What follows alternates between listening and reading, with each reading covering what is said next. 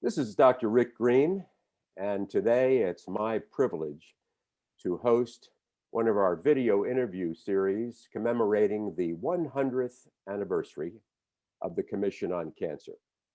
And as part of that anniversary celebration, we're going to be interviewing past CoC chairs. And today it is my distinct honor and pleasure to be chatting with a gentleman that I've known for many decades. I've certainly followed his career, and he has been an actual role model for me in my work in cancer, and that's Dr. Walter Lawrence. Walter, welcome to this video interview. Thank you. Thank you. I'm delighted to be here to celebrate this wonderful commission. Wonderful. So you're up in Richmond, Virginia. I think you've been in Richmond for a few years, haven't you? I moved here in 1966 from when I was, prior to that, my first career was at Memorial Sloan Kettering Cancer Center. Right, and that's really where I want to start. I'd rather start way before the Commission on Cancer chairmanship. Tell me a little about how you got involved in cancer. What was it about cancer work that interested you? Well, actually, when I trained in surgery in the 1940s at Hopkins, I was really intrigued by head and neck cancer in the cancer clinic, and I think I was primarily inspired by the people there. And so Dr. Blaylock agreed that I should, instead of finishing my program there, I should go to Memorial Sloan Kettering, because his good friend, Dr. Whipple, was starting a more university-oriented program at Memorial. And I trained at Memorial, and since nobody gave me a job in a university after that, which is what I really had hoped for, I stayed on and had a career at Memorial Hospital, which is connected with Cornell, as you know. Sure. Well, you know, it's really interesting. Historically, as you know, the American College of Surgeons and the American Cancer Society were founded in the same year, 1913. But of more interest is that Memorial Hospital opened that same year. 1913 was really a big year. Memorial started that year, and it was at least it got established there by its connection with Cornell. And then that same year, Roswell Park started. And I remember during my training as a fellow there, they were talking about Lee Clark starting this thing down in Texas called the MD Anderson Cancer Center. But 1913 was also when the college got going as a significant event. So I would say there's something special about 1913. Absolutely. You must have known or knew of Dr. Ewing, I'm sure. Oh, yeah. Everybody, we worshiped Dr. Ewing. Dr. Ewing was a pathologist, but he was the kingpin at Memorial. But about the time I was there, he is long since gone. And it was the famous Dr. Fred Stewart, who was the head of pathology. And actually, I was very close to Dr. Stewart. He edited Cancer, which was the journal of the American Cancer Society.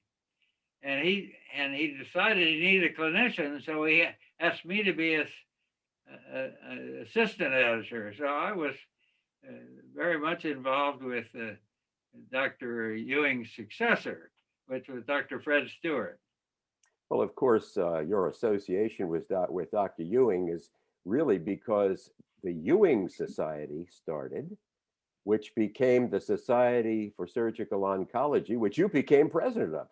Yeah, right. The James Ewing Society was sort of a organization of past fellows of Memorial Sloan Kettering, but we kept adding other outside people who we thought were surgeons interested in cancer.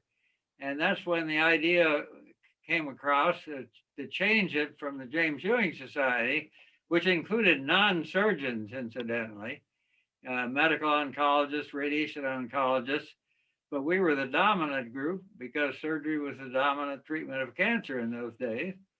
And it became, the Surgical Oncology Society wanted to be multidisciplinary, but we quickly got over that. It didn't work out that way we had hoped. But Well, of course, historically, getting back to the beginnings of the American College of Surgeons, it was really the cancer program that was really one of the first programs that started with the college, because really that's all we had to treat for cancer patients, wasn't it? Was surgery.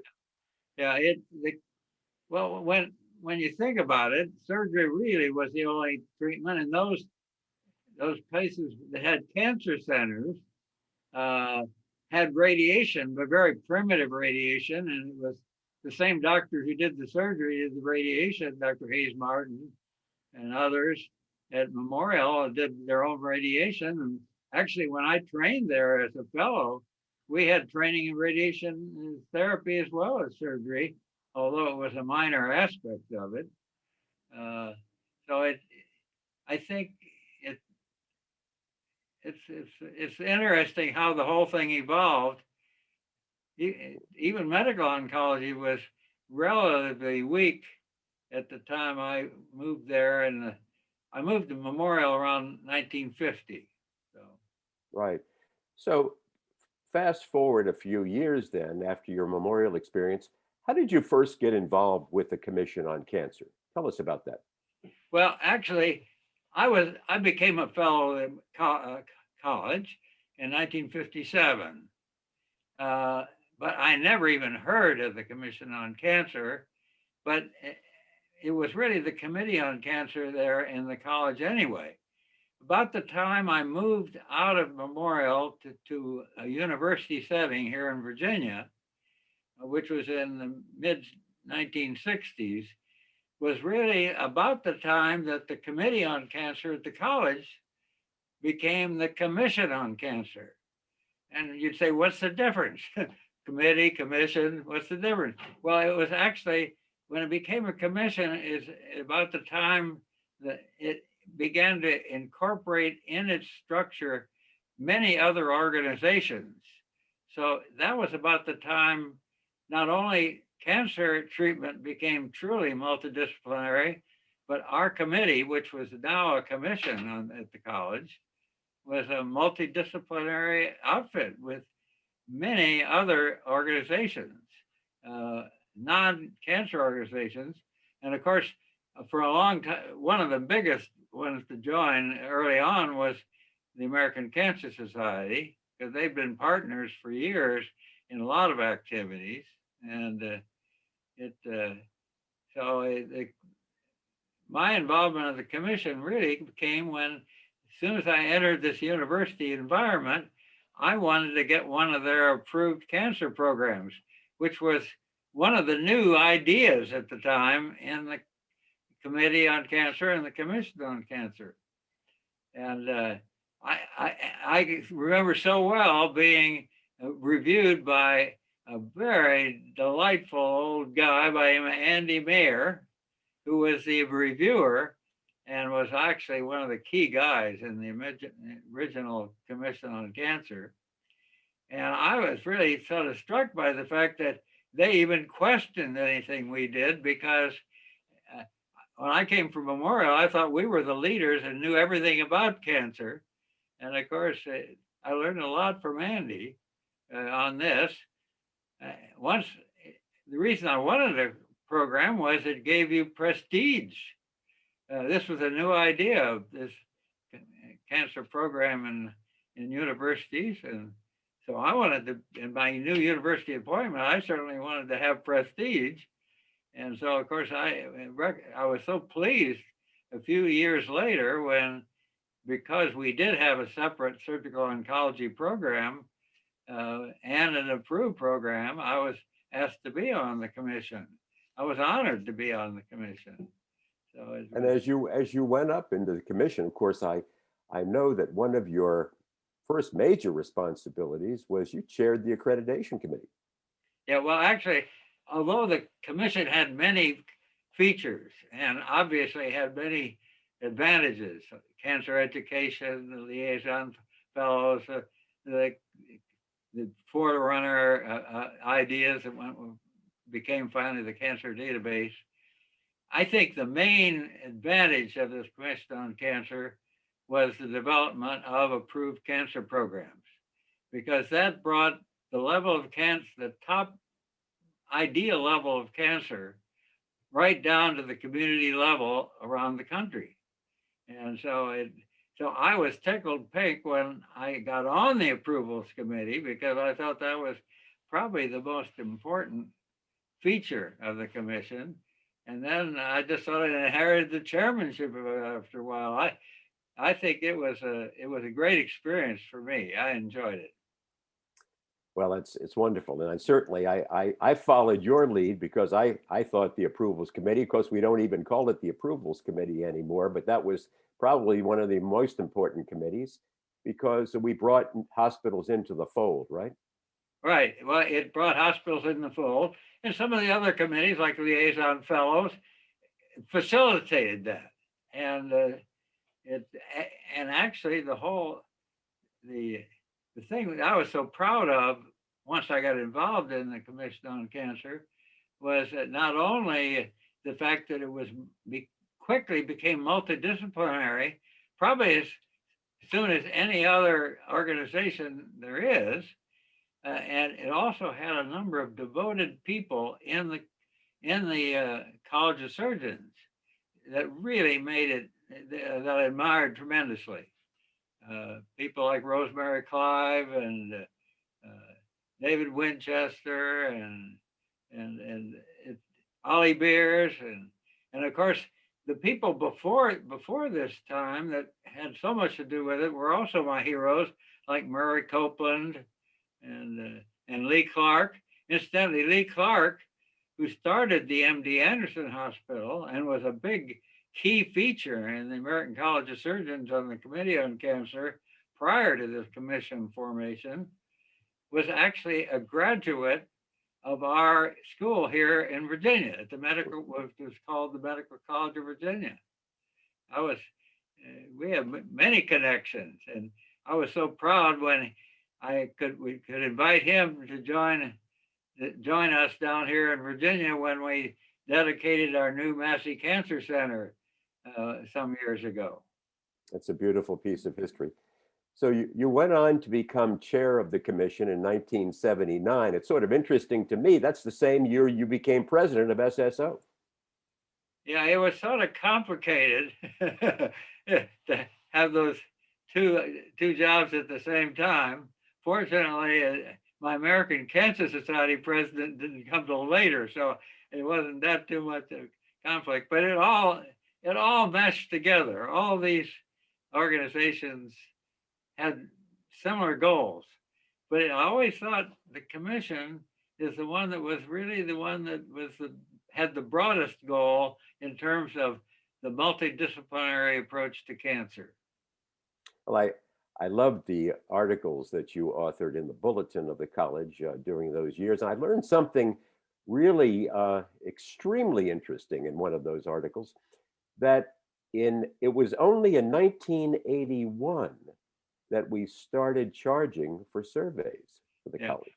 Yeah, actually, when I was chairman of the commission, we began to have some problems. The approvals program got so widespread and was so busy that the costs of everything was going way up. In fact, the college had been very generous in funding. The American Cancer Society, the National Cancer Institute, the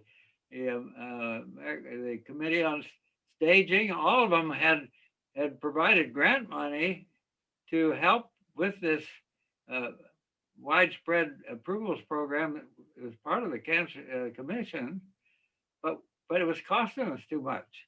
So what did we do? Well, first of all, we sort of regionalized it a little bit so that we wouldn't have so many travel expenses for all these approvals and consultations for cancer centers.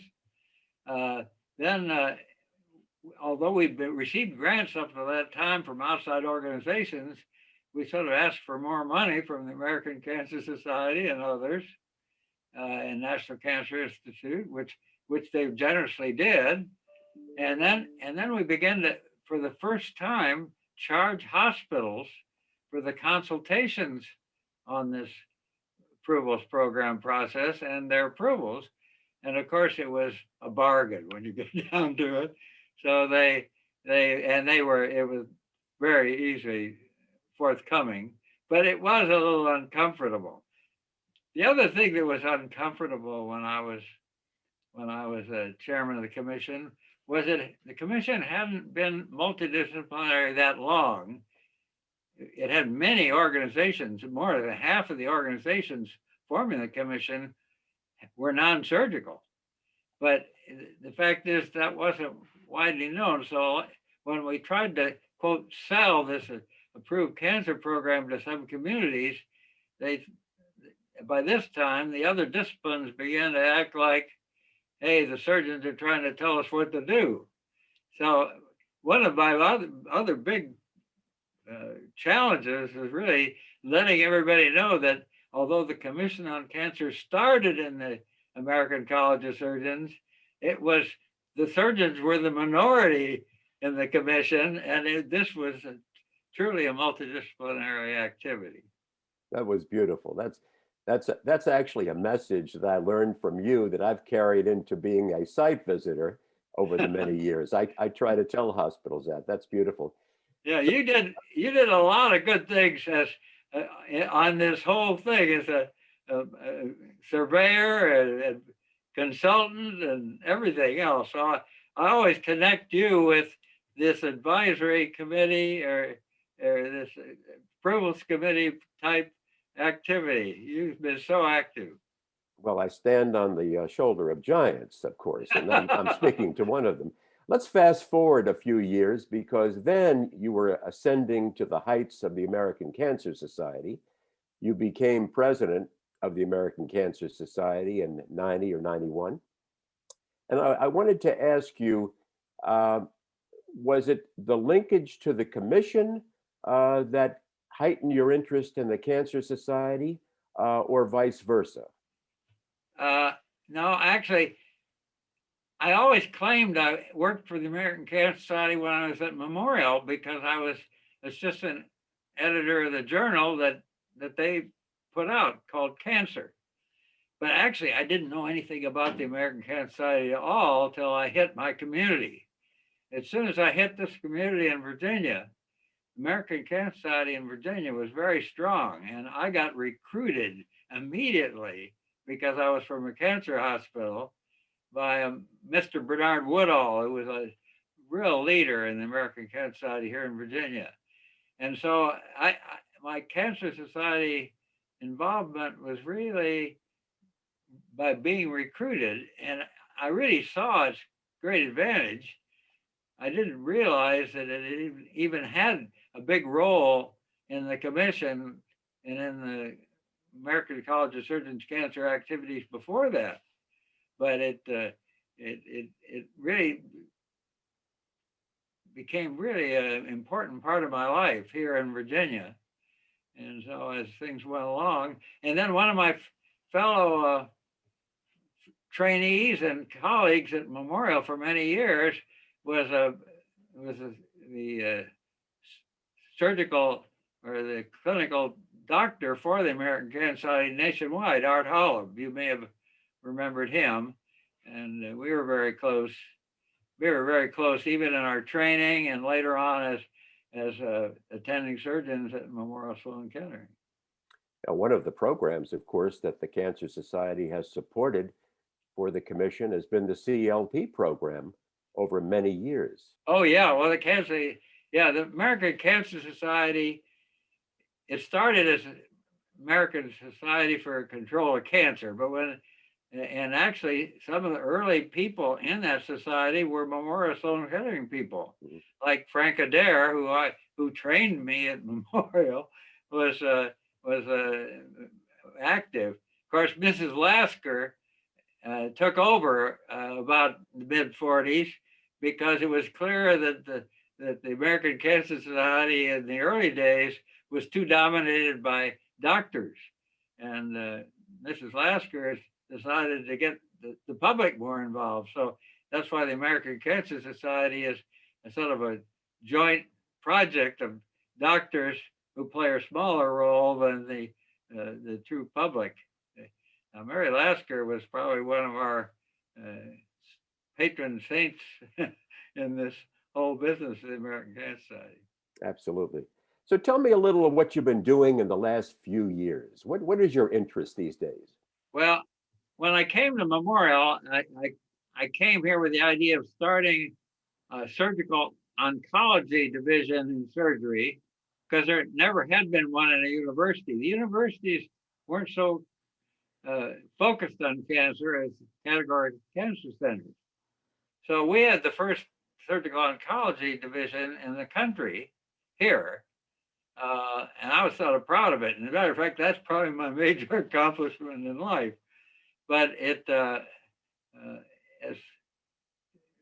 things went on, I continued in that.